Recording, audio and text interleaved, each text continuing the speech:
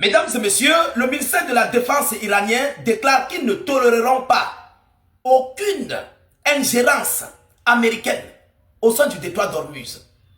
Alors, aujourd'hui, les verbes changent. L'Iran vient de passer à une étape défensive pour une étape offensive. Parce que ne pas tolérer les ingérences américaines au sein du détroit d'Ormuz signifie répliquer en premier sur tout ce qui s'ensuit, que ce soit navire de guerre, que ce soit peu importe ce qui viendra là. Alors, je tiens à vous rappeler que l'ingérence américaine au sein du détroit d'Ormuz n'est pas seulement pour le détroit d'Ormuz. Vous comprenez? Beaucoup d'entre vous vont toujours me qualifier comme je suis, comme vous l'avez toujours dit, je ne sais même pas le terme que vous employez souvent, parce que le blocus du détroit d'Ormuz américain serait anticipé au déminage du détroit d'Ormuz et à une force de passage de ce détroit d'Ormuz par les navires américains. Et les Iraniens le savent. Et dès lors que l'Amérique a ses intentions dans la tête, leur but, c'est de s'en prendre de l'île de Kharg. L'île de Kharg. Parce que pour l'Amérique, et vous savez que c'est dans le plan américain, de s'emparer de l'île de Kharg, de s'emparer des uraniums, de tout ce qui s'ensuit. Mais l'île de Kharg, où l'Iran possède 90% de ses exportations de gaz naturel, est une grande économie du pays. Donc ça va servir de mesure de rétorsion pour pièces d'échange. C'est très important. Beaucoup d'entre vous vont négliger cette petite partie-là, mais elle est très importante. L'Amérique cherche à forcer le détroit d'Ormuz. Ils ne viennent pas pour bloquer, pour mettre leur part de péage. Non. Détrompez-vous. C'est une anticipation de force, de déminage de ce détroit d'Ormuz. À l'heure où on parle, à l'heure où nous sommes en train de parler, les sous-marins américains, donc les hommes comme vous et moi, ils sont dans la mer, dans le détroit d'Ormuz. Et si vous voyez les navires américains percer le détroit, foncer dans ce détroit, sachez qu'ils ont fini de déminer une partie où les navires vont circuler. Et ça ne serait pas pour s'arrêter, ça serait pour aller directement encercler l'île de Kharg et faire ce qu'on appelle une descente sur le sol. Vous comprenez un peu? Beaucoup d'entre vous vont dire non, état d'urgence, tu vas trop loin dans tes imaginations. C'est ce qu'on appelle les décorticages et les analyses. C'est très très important. Quel serait le budget ou bien quel serait le but de l'Amérique de s'arrêter seulement au niveau du détroit d'Ormuz et puis attendre, rester là? Mais les Iraniens peuvent faire 10 ans là, ça ne les dérange pas. Mais les Américains ne peuvent pas le faire. Le but est précis.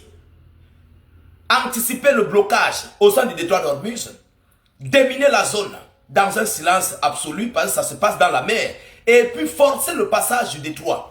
Mesdames et messieurs, c'est donc pour ça que les Iraniens voient clair dans la chose et ils disent à qui veut l'entendre que l'Iran ne tolérera aucune ingérence des États-Unis d'Amérique dans le détroit d'Ormuz, avertit le ministère de la Défense. C'est M. Reza qui le dit. Mettez beaucoup de j'aime, partagez la vidéo comme ça, vous savez que notre but, c'est d'informer le million de personnes. Voilà, partagez massivement, partagez. C'est très important.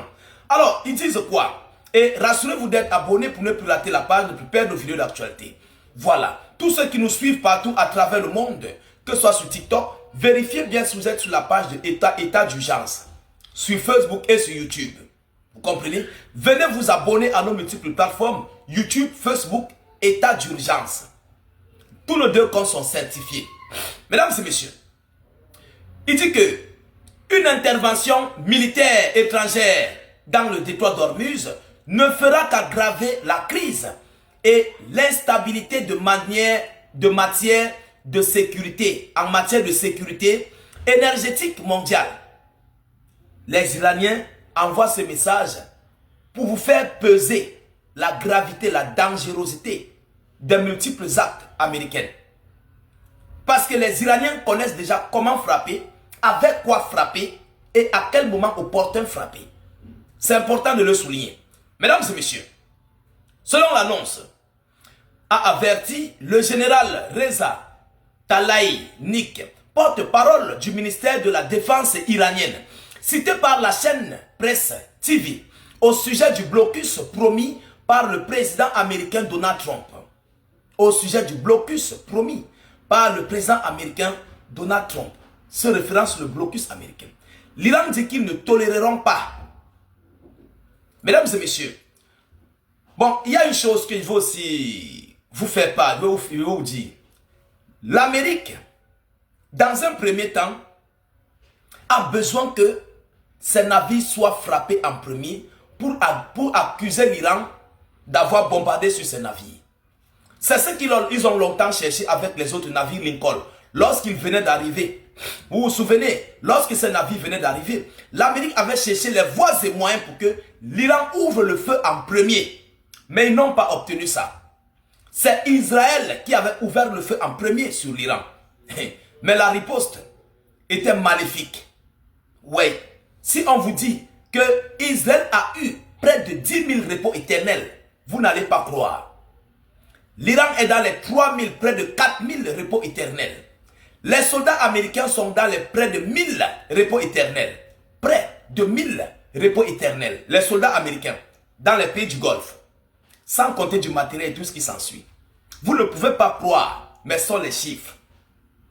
Je reviendrai avec une information par rapport à ça. Mesdames, Mesdemoiselles et Messieurs, selon l'annonce, selon la source de l'information, on nous dit quoi? L'Iran, qui exerce un contrôle total sur le détroit, ne tolérera aucune ingérence ni agression de la part des États-Unis d'Amérique ou d'autres forces étrangères, a-t-il poursuivi, ajoutant que la République islamique n'hésitera pas à apporter une réponse décisive et regrettable à tout agresseur. Bon, si l'Iran a pu tirer le missile à 4000 km, Donald Trump connaît l'affaire. Combien de fois à sa porte? Ce n'est plus dans la mer d'Arabie. Hein. Écoutez, ça là, ça ne se trouve plus dans la mer d'Arabie. Ça ne se trouve plus dans la mer d'Oman. C'est au détroit même, à la porte de l'Iran. Au détroit. Je doute fort que l'Amérique va supporter. Parce que quittant du détroit d'Ormuz, jusqu'à monter à l'île de Karg. Parce que c'est ça leur option, c'est ça leur but. Entrer dans le détroit d'Ormuz. Parce qu'il est irréaliste d'aller accoster à l'île de Karg sans toutefois passer par le détroit d'Ormuz. C'est irréaliste.